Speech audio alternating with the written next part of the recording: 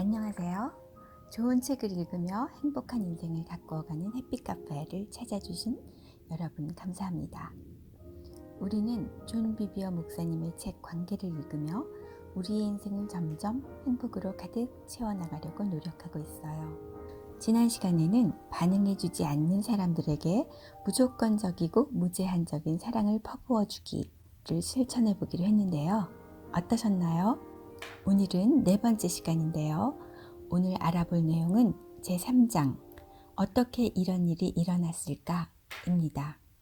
여러분은 실제로 너무나 부당하고 억울한 일을 당해본 일이 있으신가요?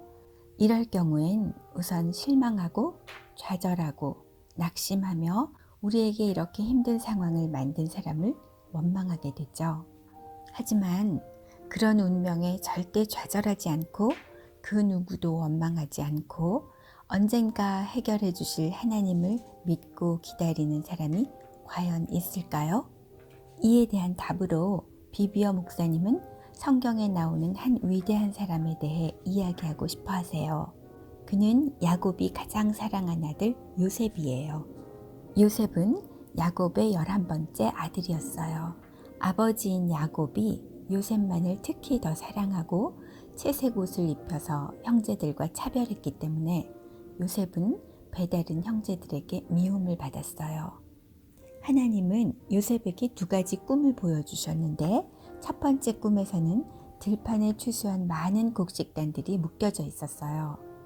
그런데 돌연 형제들의 곡식단들이 둘러서서 우뚝 일어서 있는 요셉의 곡식단에 절을 하게 됩니다. 두 번째 꿈에서는 태양과 달과 11개의 별들이 요셉에게 절하는 광경을 보여주셨어요. 요셉이 이런 꿈 이야기를 형제들에게 했을 때 그들은 요셉을 더욱 미워하게 됩니다. 누가 들어도 어린 자기에게 형들과 부모님까지 고개 숙인다는 내용이니 형들이 동생인 요셉을 괘씸하게 생각할 만도 하네요. 얼마 후 10명의 형제들이 들에 양을 치러 나갔고 아버지 야곱이 요셉을 불러서 형들이 어떻게 하고 있는지 보고 오라고 심부름을 보내게 됩니다. 그의 형들은 멀리서 요셉이 오는 것을 보고 음모를 꾸몄습니다. 그들은 요셉을 구덩이에 던진 후에 이스마엘 상인들에게 팔아넘깁니다. 당시의 노예라는 신분은 죽을 때까지 노예로 살아가야 하는 것이었어요. 게다가 그와 결혼하는 여인은 물론 그의 모든 자식들도 노예가 되는 것이므로 부유한 상속자로 태어났음에도 불구하고 모든 것을 빼앗기고 노예로 살아가야 하는 요셉의 운명은 정말 가혹한 것이었죠. 그런 만큼 동생을 그런 운명에 고의적으로 빠뜨린 형들의 행위는 지극히 사악하고도 잔인한 것이었습니다. 하지만 요셉은 하나님을 신뢰하며 그 어떤 처지와 상황에서도 죄를 짓지 않고 정직하고 근면하게 살아나가서 결국은 애굽의 바로왕을 섬기는 2인자의 자리에까지 올라가게 됩니다.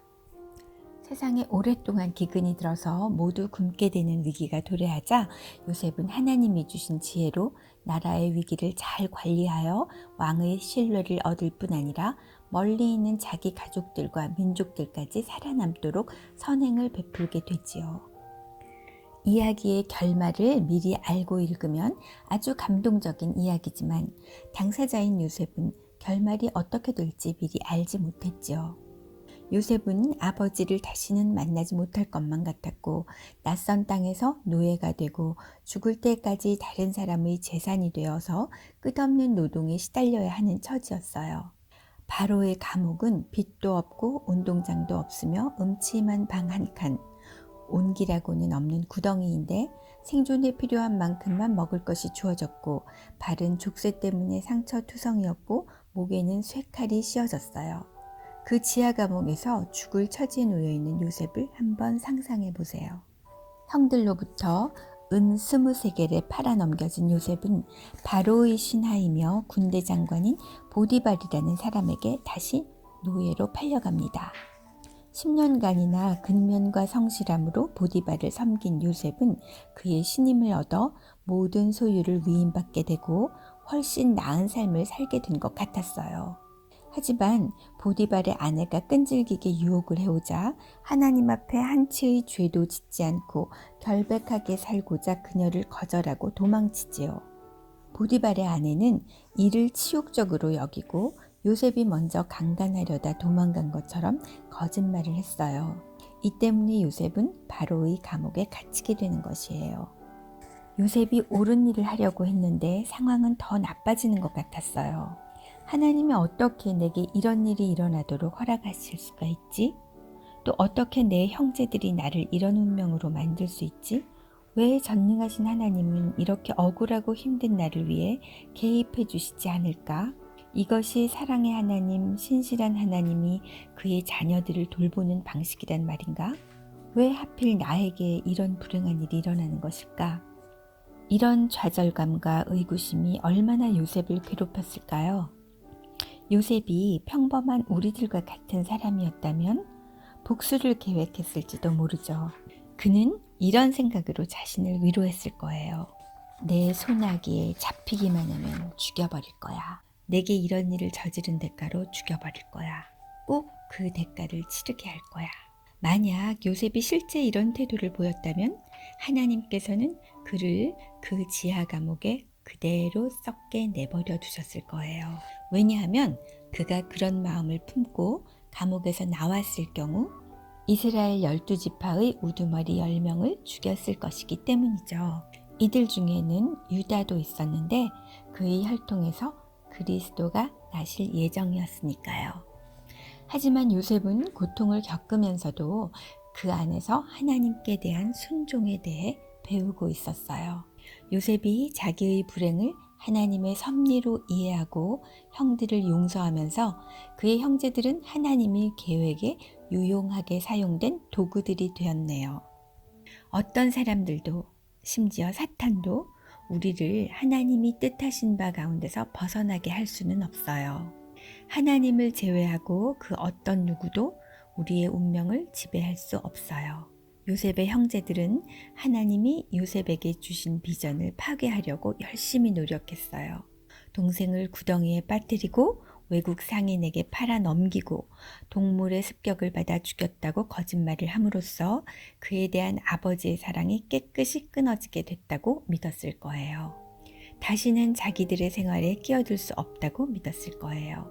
하지만 오랜 시간이 지난 후 하나님은 애굽 왕 바로 밑에서 애굽을 통치하는 높은 자리에까지 요셉을 높이셔서 요셉이 꾸었던 꿈들, 즉 아버지 어머니와 형들이 모두 요셉에게 절하며 감사하게 하는 그 꿈을 정확히 이루게 하셨어요. 어떤 인간이나 악한 영이라도 우리의 삶을 향한 하나님의 계획을 바꿀 수는 없다. 우리가 이 진리를 굳게 붙잡으면 진리가 우리를 자유롭게 할 것입니다. 하나님의 의지로부터 우리를 떼어놓고 운명을 바꿀 수 있는 유일한 사람이 있다면 그것은 바로 우리 자신입니다. 요셉이 이런 가혹한 시험에서도 형제들에게 복수하려 한다든지 보디발의 아내와 동침하는 죄를 저지른다든지 하는 시험에 빠져 죄를 짓지 않았기 때문에 하나님은 그의 삶과 형제들의 삶 속에서 그분의 놀라운 계획을 성취하실 수 있었습니다. 만약 요셉이 이 시험에서 이기지 못했더라면 계속되는 기근 가운데서 이스라엘 민족을 구해내고 형제들을 이스라엘 12지파의 우두머리로 만드시고 맏형 유다의 혈통에서 우리의 그리스도가 탄생하게 하시는 하나님의 총체적인 계획이 무너졌을 것입니다. 예로부터 선하고 열심히 살았다고 생각하는 많은 사람들이 악한 사람들로부터 부당한 대우를 받음으로써 어려운 상황에 들어가게 되는 많은 경우가 있었는데요. 이럴 때 실족하게 되면 사탄의 함정에 빠져 오직 우리의 원수인 사탄이 목적하는 바를 달성하게 해줄 뿐입니다. 그러나 반대로 이런 마음의 실험으로부터 자유로워질 수 있다면 우리는 하나님의 계획 안에 머물며 하나님이 우리를 위해 펼쳐주실 큰 사명을 감당할 수 있게 되겠죠. 선택은 우리에게 달려있네요. 어느 쪽이 유리할까요? 당연히 사탄의 함정에 빠져 괴로워하며 스스로 파괴되어 가는 것보다는 이런 현실의 고통에서 빠져나와 자유함을 택하는 것이 훨씬 더 유익하겠죠? 너희가 감당하지 못할 시험 당함을 허락하지 아니하시고 시험 당할 즈음에 또한 피할 길을 내사 너희로 능히 감당하게 하시느니라. 하나님은 고린도전서 10장 13절에서 이렇게 약속해 주셨거든요. 지금 우리에겐 어떤 시험이 닥쳤나요? 누가 우리를 시련의 구덩이에 빠뜨렸나요? 그에게 어떻게든 복수하며 이 시련에서 벗어나려고 발버둥 쳐야 할까요?